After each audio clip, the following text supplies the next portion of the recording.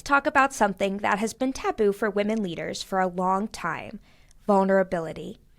You may be used to hearing, "Don't let them see you cry," or other similar advice to stuff down your emotions and put on a stone face to gain respect from your team. But the landscape is changing, and it's never been a better time to be more vulnerable in the workplace. Today's work environment thrives on collaboration, empathy, and authentic connections. Vulnerability and authenticity opens the door to genuine communication and better understanding that'll lead you to grow your organization and yourself on purpose.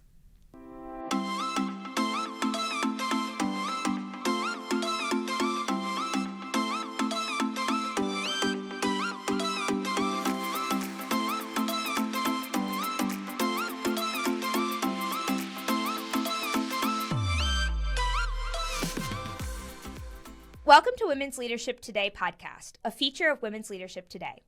I'm your host, Nikolette. Today I'd like to welcome Claire Chandler. President and founder of Talent Boost, Claire's core belief is that leaders shape cultures and stronger cultures drive greater success.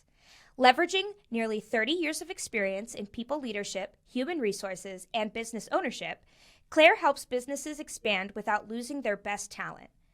She has appeared as a guest on more than 150 podcasts, is the author of several books on leadership and business strategy, and is a contributing writer for Forbes. Welcome, Claire. Thanks, Nikolette. It's so great to be here. That's awesome that you've been on so many podcasts. I feel almost like an honor to have you here today. They were all a warm-up to this one, so I'm raring to go. This is the big potatoes, right? I've been saving up all my best stuff for here, so yeah, let's absolutely. Jump right into it then, right? Love it. Okay, so today we're going to talk about vulnerability, and I'm super excited to talk about this with you. But first, I want to learn a little bit more about you. Can you tell us a bit about your own personal journey and what you've learned about being vulnerable along the way? Yeah, I love that. And vulnerability is such a hot topic right now, right? So I am a self-professed cancer survivor and corporate survivor. And depending on the day, I'm not sure which one was more formative, in terms of my personality and my business and all of that. I left corporate America back in 2011, and it was probably a year before that I'm going to tell you this story, and you're not going to believe me, but I swear this is true. I was walking back to my office. I probably had like a 2-minute window to use the ladies' room, like between meetings, because corporate, like your calendar is insane. And my boss stopped me in the hall, and he said, "You need to tone down your walk." Yeah. Right.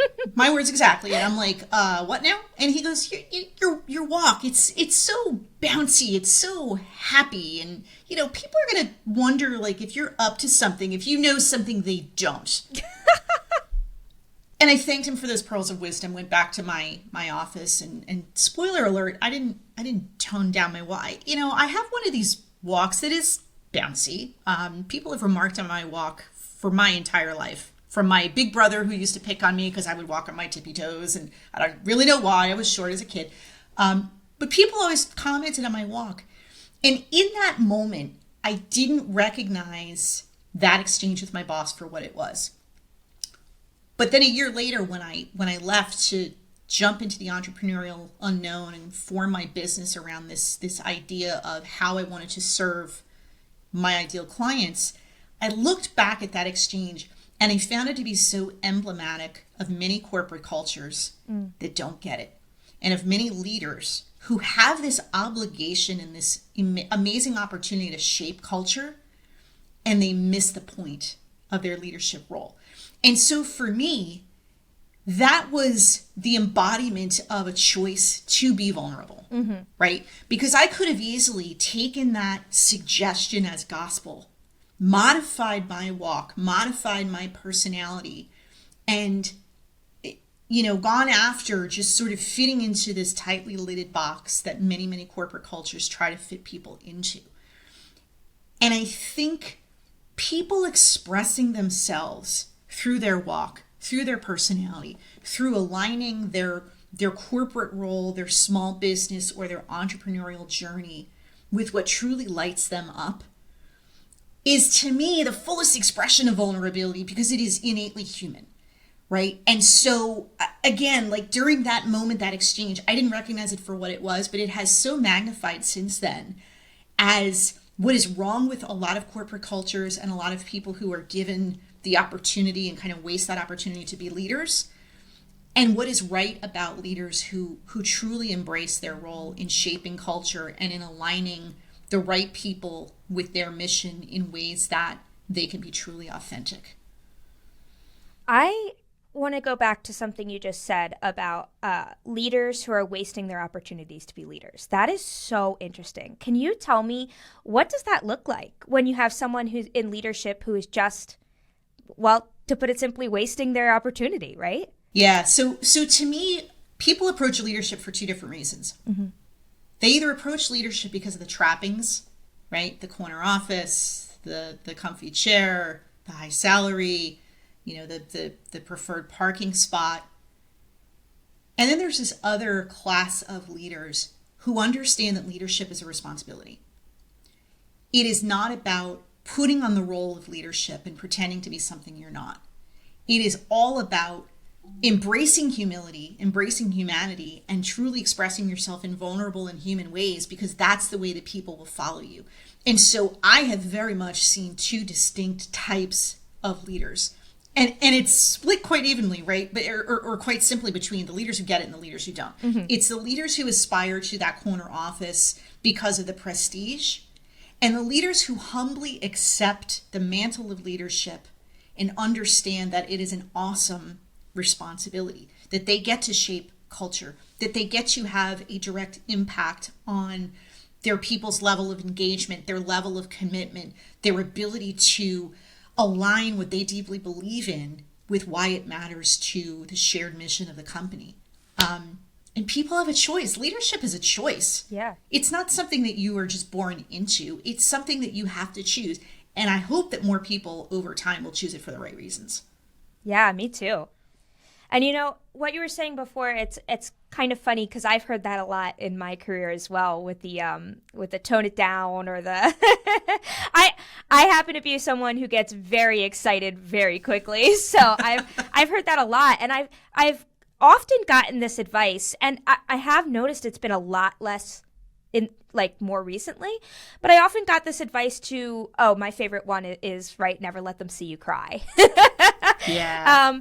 And to just kind of stuff down your feelings and be very stoic and serious. Do you think that's changing today? This is such a timely topic because this morning I was coaching a client, and when I do coaching one-on-one, we do get very vulnerable, right? Where else, if you're not going to get vulnerable one-on-one with a coach, where else are you going to do that? And pretty early on in the conversation, she got emotional. We were talking about deeply personal things. And it was so interesting because she apologized. And I find that women in leadership roles tend to apologize for showing their emotions first, right? Because growing up in leadership, we were always taught, well, women are very emotional first, and you have to train yourself to be rational first and emotional second.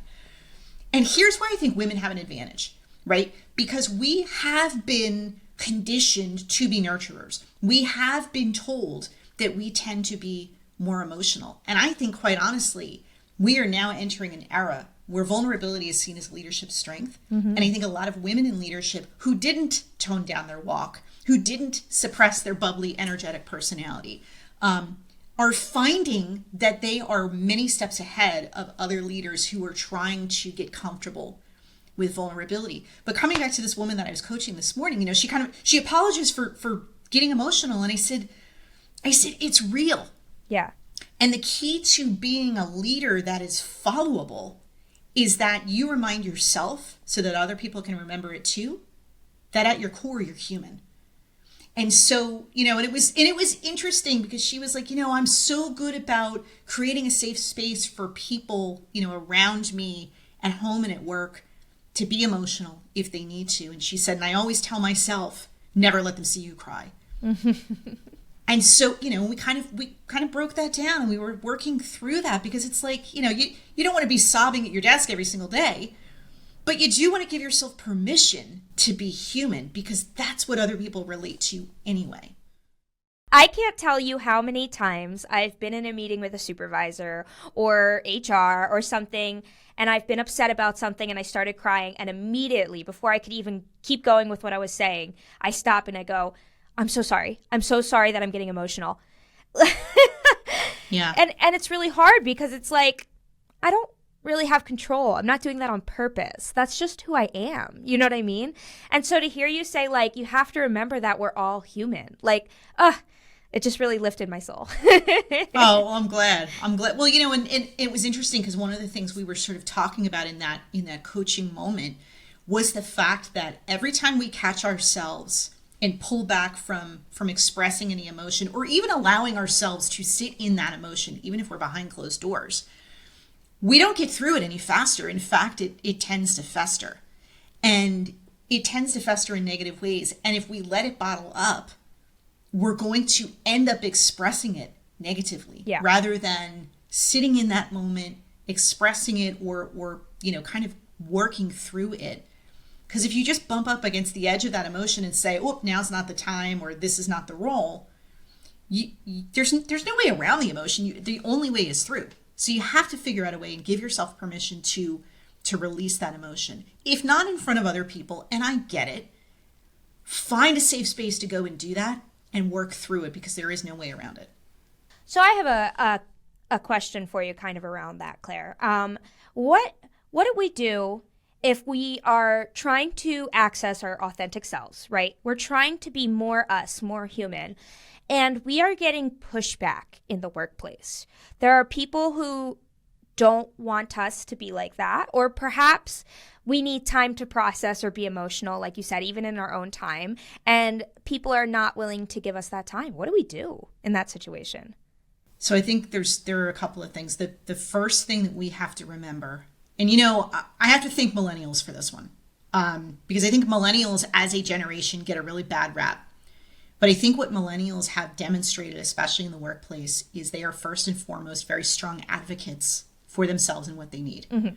And I think all of us, I'm a Gen Xer, everyone before me and since me, we can learn something from that millennial mindset of, it's not about not having a work ethic. It's not about, not being willing to pay your dues. It's about understanding that you are only here on this earth for a very short time, and you want to get the most out of it. Yeah. And to do that, you've got to advocate for yourself first. So I applaud millennials for that. So I think the first thing, though, is to take that lesson and embrace that lesson and say, I need to advocate for what I need in order to bring my best self to work, right? That's kind of the buzz phrase lately that, companies will advertise for, that you can bring your full and authentic self to work. And this is a place where you can learn and grow. And for a lot of companies, that's true. And for a lot of companies, it's crap. I mean, let's get real, right?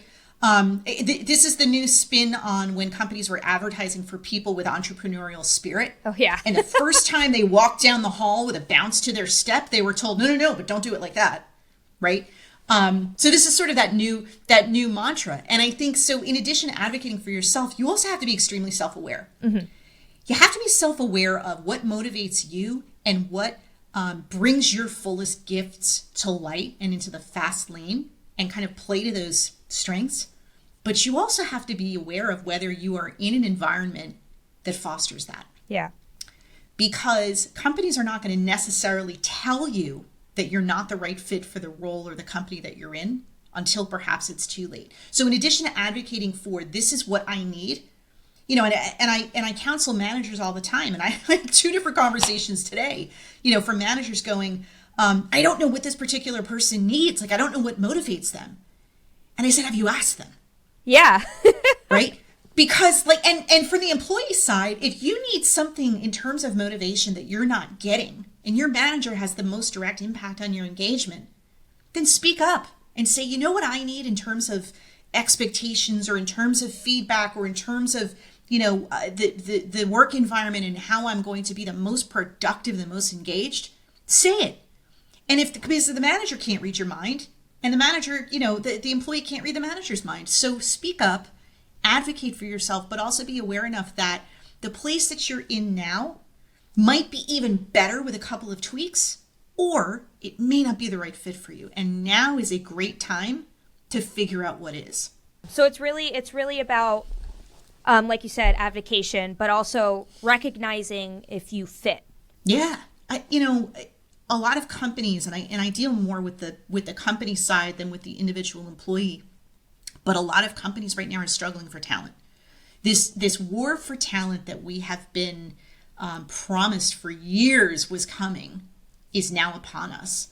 And it's not, some people think that there's a labor shortage. I don't know that it's a labor shortage. I think that talent post-pandemic have come to understand that they can advocate for themselves, that if the company that they're in does not align with how they do their best work and how they express themselves fully, they have choices that they never had before.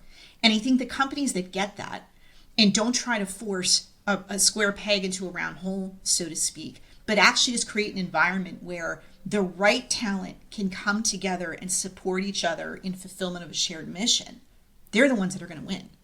So it's interesting because, like, when I started out, right, there was this idea that you found a company and you stayed in that company for the rest of your life and then you retired, right? That's right. And even like when I speak to older generations in my family, they're like, and my sister and I talk about problems we're having in the workplace and how we deserve to be respected. And like, I've kind of gotten this notion, no one says it outright, but everyone kind of has this notion like, why do you need respect? Aren't they paying you money? Yeah. But I'm finding there's more of a shift now. It feels like there was more responsibility on the employee, on the talent before, to suck it up, to fit in with the culture, to make it and to stay. Whereas now the responsibility seems to be more on the organization to attract and retain people. Is that what you're seeing in your profession as well? Yeah, 100%. I think most companies that are not still operating under a rock have gotten on board with the reality, that pure fact, that culture is foundational to business success. Culture is not some squishy, made-up HR term that doesn't mean anything in the real world. There is a direct correlation between the strength and fitness of a company's culture, the health of its culture, and the performance of the business in terms of bottom line. And so, there are some stragglers out there. There are some organizations that are still living in this sort of, we're in an industrial economy and people are just an assembly line and everyone is, is replaceable. And at the end of the day, sure, talent is replaceable, but you're going to take a hit. You're going to take a hit with financially. You're going to take a hit in terms of productivity. You're going to take a hit in terms of engagement, in terms of morale. If you lose the right talent, you're going to take a hit. Yeah. And what you're going to be left with is the group of employees who are only putting in enough effort not to call attention to themselves and get disciplined out. So culture is foundational. Culture is a business imperative, unlike like it was at no other time in our history. And so leaders that are getting out in front of that and understand that their role, their obligation is to help shape a positive culture, not about having parties and balloons and free food all the time. Pizza. Yeah, right. I mean, that's wonderful. But having an environment where the right talent can come together and legitimately wants to help each other and follow the leaders toward a shared goal, those are the companies that are going to succeed in the long term. It's so funny that you say that, because I was just having a discussion with my husband last night, and he said that he had gotten a message from his supervisor saying that they had really knocked it out of the park. They were meeting all their metrics. They've were on their way to breaking records, all this stuff. And I said, "Oh, that's awesome. Do you think they'll give you anything for that?" And he was like, "Probably a pizza party."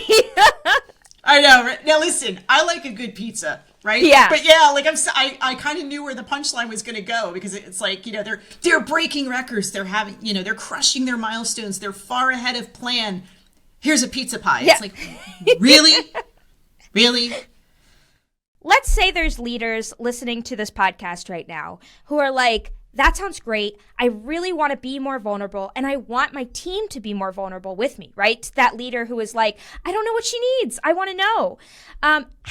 What are some tweaks that people can start making today that'll kind of open that space up to be a safe space for vulnerability?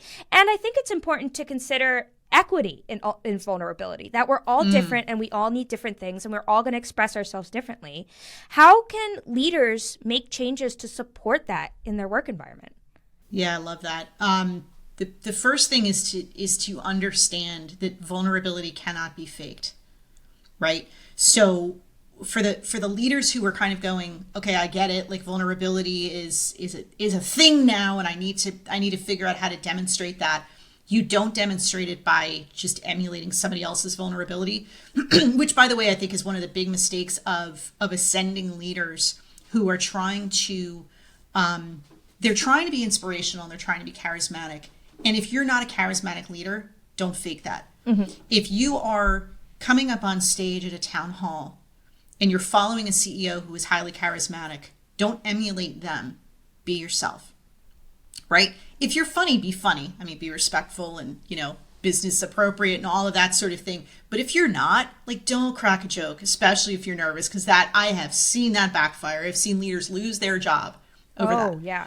Right? So the first thing is vulnerability, like any other human emotion that you are going to demonstrate in your leadership style. Because again, if you're truly going to be a followable leader, you have to be human first, because you are. But it can't be faked. It has to be authentic.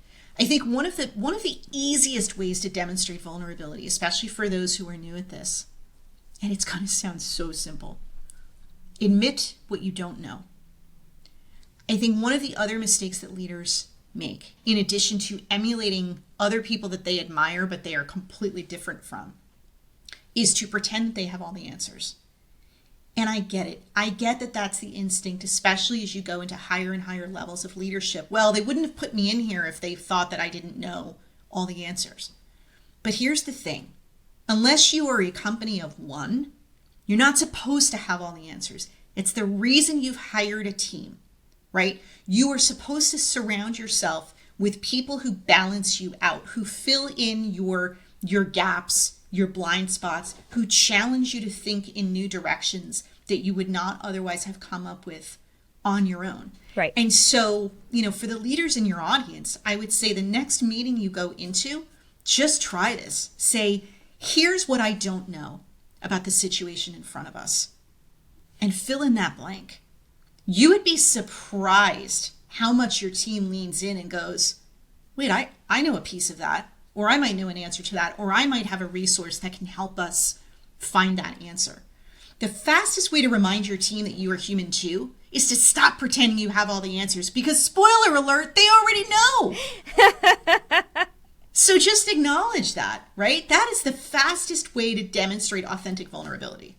Yeah, and people can really tell when you're floundering. Like, even if you think you are the most confident person in the world, I've been in situations where somebody is putting on that face of confidence, and I'm like, I don't think that's really true. Yeah, the whole thing about fake it till you make it, that's just going to set you up for going right over a cliff, There are certain things that you don't know, and the fastest way to erode your reputation and to dissolve trust is to pretend to know something that you don't. Lean into that. It's why you have a team. It's so funny that the advice has just changed so drastically since I started working, right? Because what you just said, fake it till you make it. I've heard that one all the time too. Of course. Like, oh, you're not confident? Just pretend to be confident. And the kind of person I am, I'm like, how do I pretend to be confident? Like, I'm not a confident person. So how do I even know how to, if I knew how to pretend it, I would just be it. You know what I mean? Yeah, right. Well, and here's what I would say to that, because I think that is such a common fear and a common thought, right? And again, if we have kind of grown up in corporate climates where we're not supposed to cry and we're not supposed to show emotion, what do you do if you're not confident? And like I said, with coaching clients, it's one of the things that we work to identify first is to figure out what's working well for you. So one of the very first things I do in any first coaching session is to kind of break down, what are the obstacles? What are the things you're struggling with? Because we want to work on those. Yeah. But what's working well, right? What are the things that, what are the activities that you do that sort of come naturally to you, that when you're immersed in those things, you lose total track of time? Let's make note of those. What are things that are, what are habits that you have that you enjoy, that you feel like you get into a groove? What are relationships that you have around you that are really functioning well, that you kind of lean on and can rely upon, that you would love to have more of? I don't think we do enough of that internal calibration to remind ourselves there are things that work well for us. There are things that we are good at. And when you take stock of that, it's not about building up bravado. It's about reminding yourself that you do have skills, you do have attributes, you do have assets, you do have strengths. And pick one of those to kind of lean on as you gain confidence in other areas. So I have another question for you about, like, for those of us who have pushed down our vulnerability and are now trying to tap into it, right? We want to be more vulnerable. But, you know, it's hard because soft skills are such a huge topic right now, right? And it feels like when you're learning these soft skills, you're like, well, if that's not who I am, then should I be learning this? So, but you have to, right? Like, you have to learn about communication. This is stuff that boosts leaders, and this is stuff that's important. I mean, how do you balance that, right? How do you balance being yourself, being authentic, being vulnerable, but still growing? Actually, I think this is a great time to bring in your tagline, which I just love, growing on purpose, right? Yeah. Yeah. Oh, so there's so much to that, right? You know, and I would almost argue that communications, while it is still labeled a soft skill, it is one of the most business critical ones, right? Your ability to convey a message, whether you're a leader or an employee, but your ability to convey a message, to clarify expectations, to express what you need, what success looks like, the specific things that are holding you back. Those are all business critical, and they are critical whether you are an ascending leader or someone who is always going to be fulfilled and content with being an individual contributor. And let's not dismiss those, because not everyone aspires to leading other people, but it doesn't mean your career growth ever has to stop. Okay. Right. So I think that's really important. I think on that specific topic of soft skills, and then we'll come around to growth on purpose. Sorry, I'm throwing a lot at you all at once. No, I love it. This is awesome. You know, the thing with soft skills, I'll kind of come back to what I referenced a couple of minutes ago, which is the importance of self-awareness. I think we all have skills and attributes and assets that come naturally to us. Some of those are soft skills. Some of those are, technical skills are sort of acquired, right? But those soft skills, some of us are naturally empathetic and can read a room. Some of us have, sort of the strategic mindset, big picture, and have this ability to make connections between seemingly disconnected ideas. Some of us are natural born problem solvers, can walk into the room and immediately see multiple solutions, right? And we all have natural talents. And the key is to become really, really aware of which ones we have and which ones we don't. And yes, to your point a minute ago, yes, you can work on the skills that you lack, but really, if you want to be fulfilled, if you want to feel productive, if you want to feel good at the end of the day, like, how like some days you feel drained in the best possible way? Yes. Because you did some like amazing work and you just feel really good about it. I know exactly what you're talking about. Yeah. And then there's those other days, right? Where you're just crumpled up in a corner going, I accomplished absolutely nothing. I am questioning all my life choices. Two different kinds of being drained, right? So that the key with being like the good kind of drained, where you're like, I had one of these fist pumping days where everything was good, and when my head hits the pillow tonight, I'm gonna sleep well because I just turned in like a top 10 day.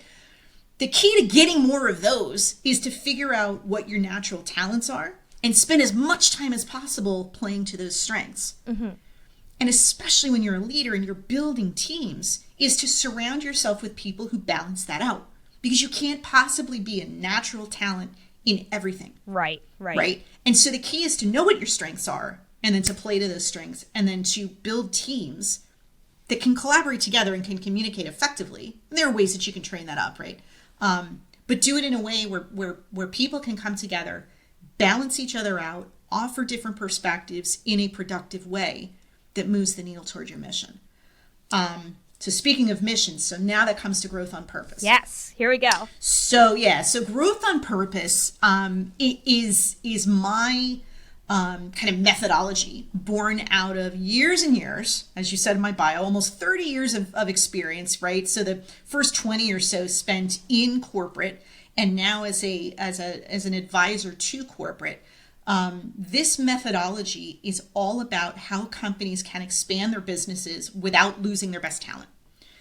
And so those words are very intentionally chosen. So growth, obviously, we want to grow, we want to expand as a business, as people in our careers, etc. And on purpose is intentional, right? We want to be able to grow with intentionality, and we want to be able to grow around an axis of our mission, our purpose, our why. And so this methodology, I call it the 4 A's, because another word for purpose that begins with A is aspiration. And I think, companies that understand what they are in business to accomplish in the first place, especially in this day and age, are standing out from their competitors. The ones that are completely dialed into what their purpose is today, what they're in business to accomplish going forward, and then what that kind of North Star vision or aspiration is, are much more oriented toward growth to begin with. I can go through the other A's really, really quickly, but so once you kind of have that aspirational clarity, you then want to work on awareness, which is the next one. Now I've kind of done that one to death, right? It's self-awareness around like what are you good at individually, but then as a company, what are kind of your core strengths, because you want to leverage those, right? The third A is acceleration, and you're going to love this one because we were just talking right before you hit record on this. You mentioned this word trust. Acceleration of trust is absolutely essential to growing your business on purpose. And acceleration cannot be confused with manufacturing. Some leaders have a real problem in that their teams don't trust each other, or their teams don't trust them as the leader. And if you don't have trust in your team, it doesn't matter how aspirational you are. It doesn't matter how bold your vision is, or how world impacting your mission might be. If your people don't trust each other and don't trust the leaders, you're not going to be able to coalesce around that purpose. And so there are ways to accelerate trust, to increase, and strengthen the dynamics of a team, to strengthen the relationship between a team and its leaders. But that is absolutely mission critical. And then the final piece, the fourth A, is alignment. So we've got aspiration, we've got awareness, we've got acceleration of trust, and then we have alignment on what matters, right? If you put together those other building blocks first, then you can actually get teams to rally around the strategy going forward, the long-term objectives, the business outcomes that we have to achieve together. You can actually make much more powerful connections between what people individually do, what you've hired them to do, what you're compensating them and incentivizing them and rewarding them to do, in ways that play to their strengths and feed their own, individual passions and motivations toward that common goal. And so when all of those come together and they are firing on all cylinders, that is how you can truly grow on purpose.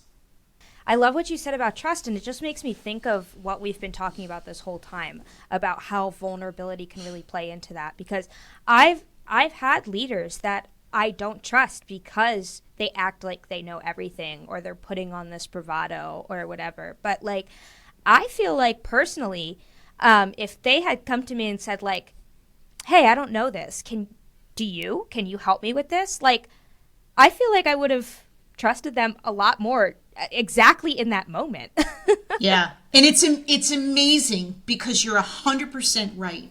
That is the reaction that you will get as a leader if you walk into a room, whether it's a team meeting or a one-on-one interaction, and say, here's something I don't know. And the reason that leaders don't do it is because they think the reaction is going to be the opposite. That the people are going to go, well, why don't you know that? You're the boss. You're supposed to know everything. No, you're not. Or you wouldn't have a team. You could just do the whole business by yourself, right? Right. Exactly right. Exactly right. We could do a whole nother podcast on trust. We really could, right?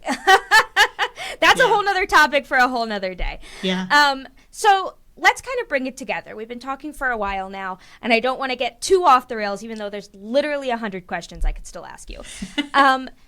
What do you think is the biggest impact to the professional landscape today that you suspect will come from more leaders embracing their vulnerability going forward? I think we're going to see a huge impact, quite honestly. You know, as I mentioned earlier, we're in an era now where that war for talent is our reality.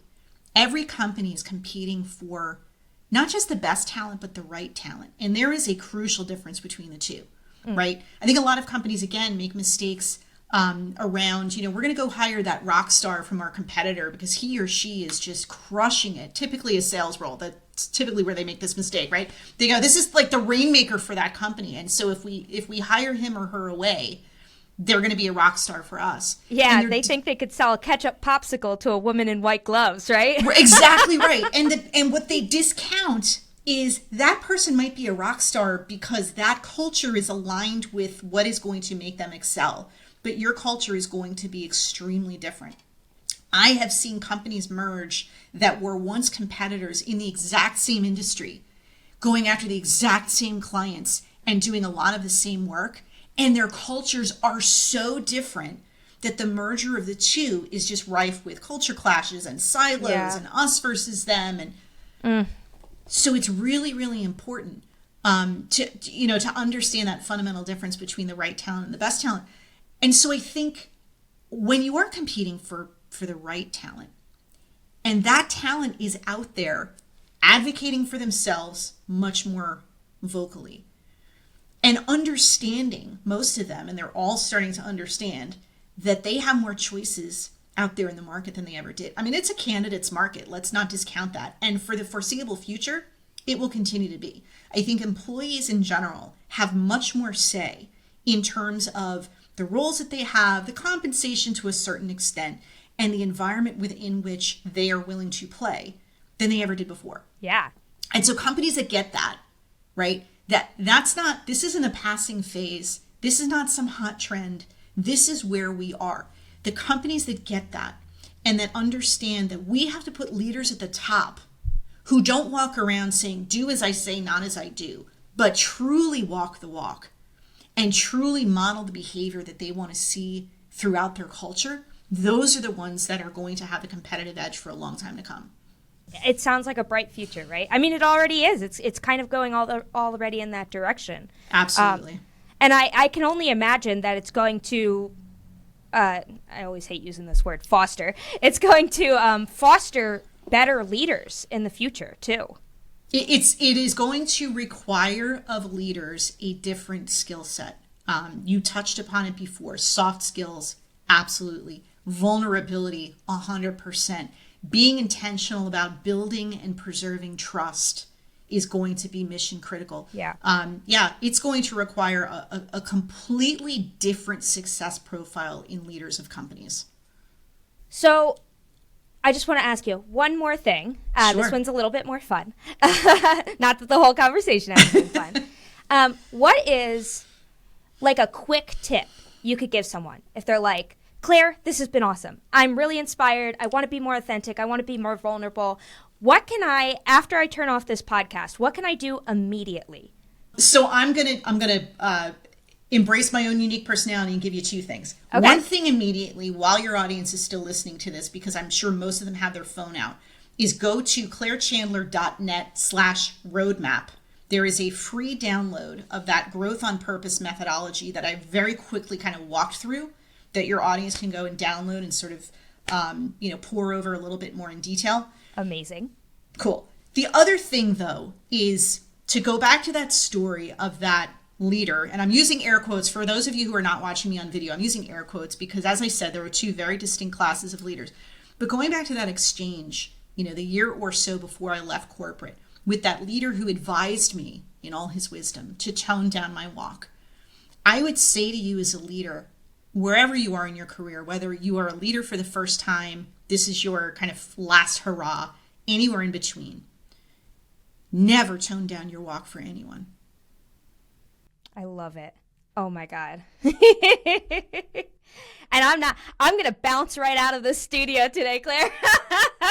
As I have formed my company and kind of figured out what its personality was going to be, I've done a lot of my own calibration and my own soul searching around what my values were going to be about. So I've come up with 3, and I don't think any of them will surprise you. They are: own your walk, feed your passion, and grow on purpose. And when I keep those 3 values top of mind, it keeps me anchored and moving in the right direction. And I encourage your audience to kind of reacquaint themselves with what they value and walk in that direction too. Amazing. This conversation has been transformational. Really, really great, Claire. Thank you so much for coming on and joining me today. Thank you. It was an absolute pleasure. And thank you to our listeners for joining us. We release 2 episodes a month, and you're not going to want to miss a single one. You can watch us on YouTube or listen to us on Spotify, Apple Podcast, or your favorite streaming service. Make sure to like, comment, and subscribe today, and follow along with us on LinkedIn, Facebook, Twitter, and Instagram. Bye!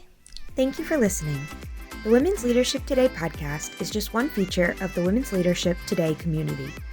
We empower women to advance in their career through targeted professional development learning experiences and resources, such as live and on-demand courses, customized training solutions, up-to-date publications, and more. Visit womensleadershiptoday.com to join our community and take your career to the next level. Together, we can empower women everywhere to lead, innovate, and inspire change.